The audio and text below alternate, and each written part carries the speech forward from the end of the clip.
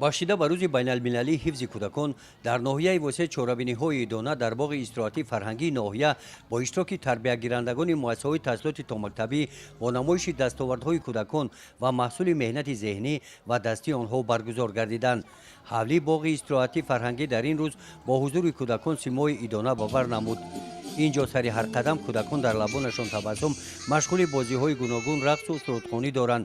онҳоро мураббиҳо роҳбалад ҳастанд. инро ҳар нафар бояд донад ки кӯдакон вобаста ба мавқеи иҷтимоияшон ба ҳифзи махсус аз ҷониби давлат ва калонсолон ниёз доранд.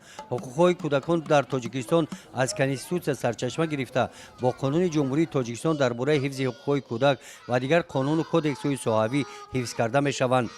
дар конститутсияи тоҷикистон муқаррар шудааст ки модару кӯдак таҳти ҳимоя ва ғамхории махсуси давлат қарор доранд. аз ин рӯ дар тоҷикистон таъмини бехатарии манфиатҳои кӯдакон ва наврасон, фароҳам овардани шароити муносиб барои инкишофи ҳамаҷонибаи онҳо, таъмини эҳтиром, риоя ва ҳифзи ҳуқуқу манфиатҳои кӯдакон яке аз афзалиятҳои муҳими сиёсати давлат ба шумор меравад.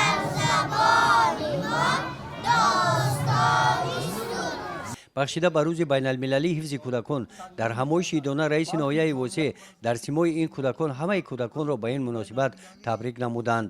қайд намуданд кӯдакон таҳти муҳофизати давлат қарор доранд ва барои дар шароити хуб ба камол расидан ва таълиму тарбияи онҳо тамоми шароитҳоро давлати тоҷикистон муҳайё намудааст.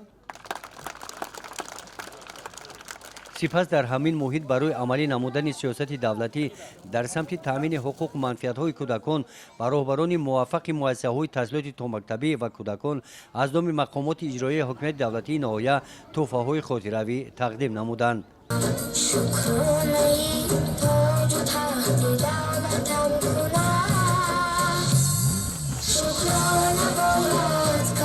ёдовар бояд гардид ки бахшида ба рӯзи байналмилалии муҳофизати кӯдакон дар вилояти хатлон таҳти унвони 40 рӯзи ҳаёти кӯдакон чорабиниҳои маърифатӣ фарҳангӣ доир гардиданд.